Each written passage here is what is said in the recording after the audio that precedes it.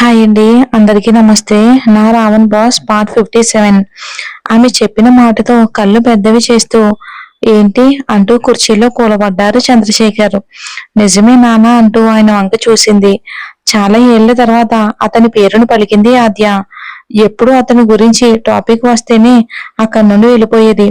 అతని గురించి ఆలోచన రాకుండా జాగ్రత్త పడుతూ అలాంటి ఓ మనిషి ఆమె జీవితంలోనే లేడు అని తనని తను నమ్మించుకోవటానికి ప్రయత్నించేది. ఆమె మాటలు వినగానే పటపటా పొర్లు కొరుకుతూ వాడొస్తే మాత్రం రానిస్తానా, వాడు ఉన్న చోటే గొయ్యి తీసి పాతి పెట్టేస్తా అన్నారు ఆయన.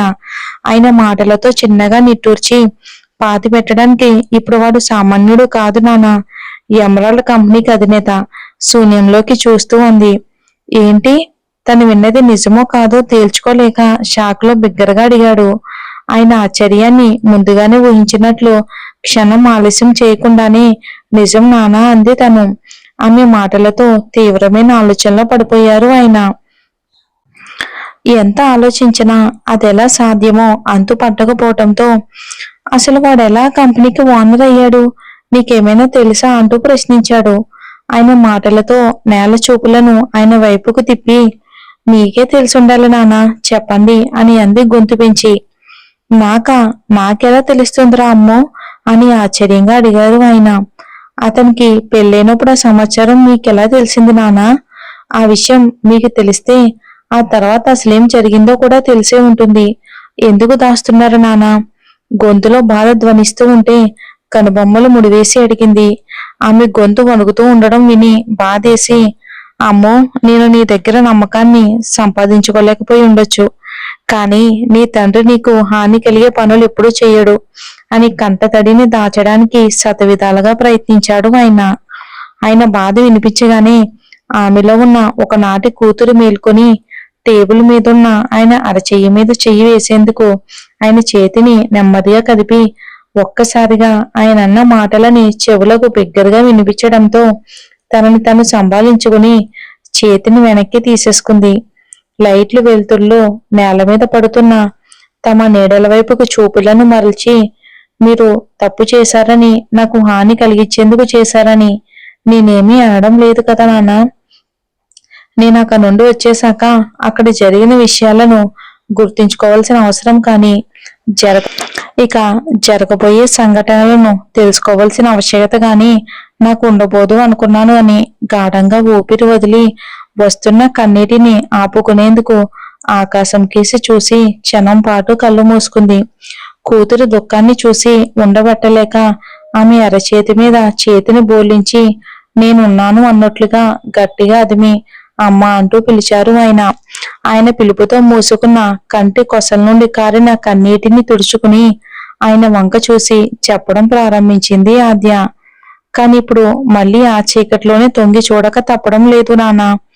ఇక నేను అనుభవించాల్సింది మిగిలే ఉన్నట్లుంది అంటూ పెదవులను బిగపెట్టి భావాలను అదుపు చేసుకుంటూ గాఢంగా ఊపిరి వదిలి అతని పేరుని తలుచుకోవటానికి కూడా భయపడే నీ కూతురు ఇప్పుడు మళ్ళీ అతని పక్కనే నిలబడాల్సి వస్తుంది, అతన్ని తాకాల్సి వస్తుంది అని అంటే ఆ రోజు షేక్ హ్యాండ్ ఇచ్చిన విషయాన్ని గుర్తు చేసుకుని చెప్పి, నానా, నేను అక్కడ అమెరికాలో ఎదుర్కొన్న నా అనుభవాలన్నీ చెప్పే ముందు పృథ్వీ గురించి మీకు తెలిసిన విషయాలు మీ నుండి తెలుసుకోవాలి అనుకుంటున్నాను అంటూ ఆయన వంక చూసింది. గతంలోకి వెన్ను తిరిగి ఆలోచనలో పడ్డారు ఆయన. కాసేపటి తర్వాత వాళ్ళ గురించి నాకు పూర్తిగా ఏమీ తెలియదమ్మో, కానీ నువ్వు ఇంటికి వచ్చేసిన కొద్ది రోజులకే అతని పెళ్లి మీనాతో జరిగిపోయింది. అది కూడా నాకు కాస్త ఆలస్యంగానే తెలిసింది. ఆ తర్వాత అంటూ కాసేపు ఆలోచించి, అది నిజమో కాదో తెలియదు కానీ ఒక పాత స్నేహితుడి ద్వారా వాళ్ళ అమ్మా నాన్న యాక్సిడెంట్ లో చనిపోయారని తెలిసింది. వాడు పెళ్లి గురించి మాట్లాడినప్పుడే నువ్వు వినలేకపోయావని ఇక ఈ విషయం నీ దగ్గరికి తీసుకురాలేదు అంటూ ఆపారు ఆయన. ఒక్కసారిగా కళ్ళు పెద్దవి చేసింది ఆమె. అతని తల్లిదండ్రులు చనిపోయారా? నమ్మలేక మళ్ళీ అడిగింది. హా అమ్ములు అంటూ తల ఊపారు ఆయన. కానీ నాన్న, మీనా నిజంగా అనాదేనా? ఆమెకెవరూ లేరా అని అడిగింది ఆమె. ఎందుకో ఆద్య అంత ఆశ్చర్యంగా అడుగుతుందో అర్థం కాక, నిజంగానే అమ్ము, ఆమెకెవరూ లేరు, పుట్టి పెరిగింది కూడా మదర్ తెరిసా అనాథ ఆశ్రమంలోనే అంటూ క్షణం ఆగి, మరి ఇప్పుడు ఆ ఎమరాల్డ్ కంపెనీకి పృథ్వీ బాస్ అంటే మరి ఆమె యజమానురాలై ఉంటుంది. తను ఉండగా మళ్ళీ వాడు నిన్నెందుకు వేధిస్తున్నాడు? అది అర్థం కాక తల పట్టుకున్నాడు ఆయన. ఆయన మాటలతో కాసేపు నిశ్శబ్దంగా ఉండి తీవ్రంగా ఆలోచించి చూస్తుంటే నా జీవితం ఇంతకు ముందు కంటే పెద్ద చిక్కుముడిగానే నా మీదకు విసిరినట్లుంది. ఏం చేయాలో అర్థం కాక కింద ఉన్న కాళ్ళను ముడుచుకుని కుర్చీలో పెట్టుకుని మోకాలికి తల అంచి వస్తున్న వస్తున్న కన్నీటిని తుడిచేసుకుంటుంది. అసలు ఏమంటున్నావు అమ్ములు? అక్కడ ఏం జరిగింది అని కంగారుగా అడిగారు ఆయన. గాఢంగా ఓ నిట్టూర్పు విడిచి యుఎస్ఏలో జరిగిన విషయాలన్నిటినీ పొల్లు పోకుండా చెప్పేసింది ఆద్య. అంతా వింటూ మెదడు మొద్దుబారిపోతూ ఉండగా ఆద్య అనుభవించిన క్షోభ కళ్ళ ముందు కదులుతూ ఉంటే ఇక తాళలేక కళ్ళల్లో నీళ్లు నింపుకుని ఆమె అరచేతులను గట్టిగా పట్టుకుని ఏడ్చేశారు. ఆయన అలా చిన్న పిల్లాడిలా ఏడవడాన్ని చూసి తట్టుకోలేకపోయింది ఆమె. ఆయన చేతులను మరింత గట్టిగా పట్టుకుని ఆయన ముందు మోకాళ్ళ మీద కూర్చుని ఏడవద్దు నానా అంది. ఒక్కొక్క అక్షరాన్ని మనసు లోతుల్లో నుండి కూడ తీసుకుని పలుకుతున్నట్లు. ఆమె మాటలతో ఏడుస్తూ తల కిందకి వాల్చిన వాడల్లా తల పైకెత్తి ఆమె ముఖాన్ని చూస్తూ ఇదంతా నా వల్లే వచ్చింది అమ్మో. ఎంత సంతోషంగా ఉండేదానివి నువ్వు. నవ్వుతూ ఇల్లంతా తిరుగుతూ ఉన్నప్పుడు ఇల్లు ఎంతో కలకల్లాడేదో నాకిప్పటికీ గుర్తే. నీ నవ్వులను నేనే దూరం చేశాను తల్లి. సరదాగా గడపాల్సిన నీ యవ్వనాన్నంతా నేనే మింగేశాను. నేను నీ కంటించిన చీకటి మరింత నల్లగా మారి తిరిగొచ్చింది. నాలాంటి తండ్రి అసలు ఎలా తండ్రి అవ్వగలడు అంటూ ఉండగానే ఆయన కన్నీళ్లు చూసి ఆయన మీద ఉన్న కోపం అంతా ఆవిరి కాగా చాలా ఏళ్ల తర్వాత చనువుగా ఆయన ఒళ్ళో తల పెట్టుకుని వెక్కి వెక్కి ఏడుస్తుంది. కూతురు చాలా కాలం తర్వాత తండ్రిగా తనని అంగీకరించినట్లు ఆమె బుగ్గల మీద నుండి జారి ఆయన ఒళ్ళో పడుకున్న కన్నీళ్లు వివరిస్తూ ఉంటే ఆమె తల మీద చేయి పెట్టి ఆప్యాయంగా నిమిరాడు. అమ్మో, నేను చేసిన తప్పుకి నీ జీవితం బలైపోయింది. నువ్వు పోగొట్టుకున్న నీ బాల్యాన్ని సంతోషాన్ని నేను మళ్ళీ తిరిగి తీసుకురాలేకపోవచ్చు. కానీ నీ తండ్రి బ్రతుకుండగా ఇక మీదట ఎవడూ నీ జీవితంతో ఆడుకోలేడు. నీ నిర్ణయానికి ఇష్టానికి నీకింకెప్పుడు అడ్డు చెప్పను తల్లి అన్నారు ఆయన. ఆ మాటలు విని ఆయన ఒడి నుండి తలెత్తి నెమ్మదిగా లేచి నిలబడింది. ఆమెతో పాటు ఆయన కూడా లేచి నిలబడ్డారు. ఇంకాస్త ఎక్కువగా ఏమైనా మాట్లాడితే ఇన్నేళ్ల బాధ కరిగిపోయి మళ్ళీ పాత ఆద్యాల అయిపోతుందేమో అనిపించింది. అలా అవటం ఇష్టం లేక అక్కడి నుండి కదిలింది. ఆద్య వెళ్లేందుకు వెనక్కి తిరిగి 4 అడుగులు వేసేలోపు అమ్ములు, రేపు నీకేదైనా కష్టం వస్తే తీర్చడానికి కాకపోయినా పంచుకోవడానికి మీ నాన్న ఇంకా బ్రతికే ఉన్నాడని మర్చిపోకు అన్నారు బాధతో వణుకుతున్న గొంతుతో. అప్పటిదాకా ఎంతో తీక్షణంగా బిగబెట్టిన నిర్ణయాలన్నీ ఆయన మాటలతో మసక బారిపోయేసరికి ఒక్కసారిగా తన చిన్ననాటి రోజులు, తన తండ్రి తనను దగ్గరికి తీసుకోవాలని, ఏడిస్తే ఓదార్చాలని, కష్టం వస్తే ధైర్యం చెప్పాలని, నేనున్నాను అన్న భరోసా ఇవ్వాలని, ఆమె కన్న కలలు, శాంతితో ఆమె పలికిన పలుకులు, తన తండ్రి దగ్గర ఆమె కోరుకున్న వాత్సల్యం అంతా గుర్తుకు రాగానే ఏడుస్తూ పరిగెత్తికెళ్లి వాళ్ళ నాన్నని గట్టిగా హత్తుకుంది. ఆయన గుండెల మీద తల మోపి 5 ఏళ్లుగా దాచుకున్న కన్నీళ్ళన్నిటినీ వంపేసింది. ఆమె తల నిమురుతూ ఎన్నో ఏళ్లుగా దూరమైన తన కూతురు మళ్ళీ పుట్టినట్లుగా భావిస్తూ కన్నీళ్లను ఆపుకునే ప్రయత్నంలో గట్టిగా కళ్ళు మూసుకున్నారు ఆయన.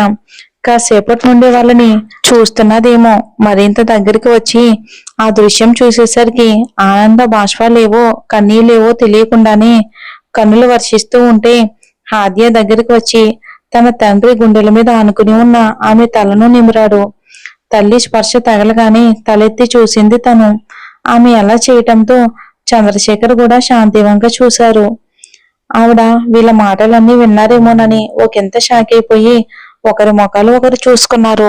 వాళ్ళు కంగారు చూపులు అర్థం కాక కనుబొమ్మలు ముడివేసి చూశారు ఆవిడ. అమ్మా, ఎంతసేపు అయింది నువ్వొచ్చి అంటూ అడిగింది ఆద్య. ఆమె మాటలతో చిన్నగా నిట్టూర్చి, ఇందాకే వచ్చానమ్ములు, సమయం 10 దాటిపోతుంది.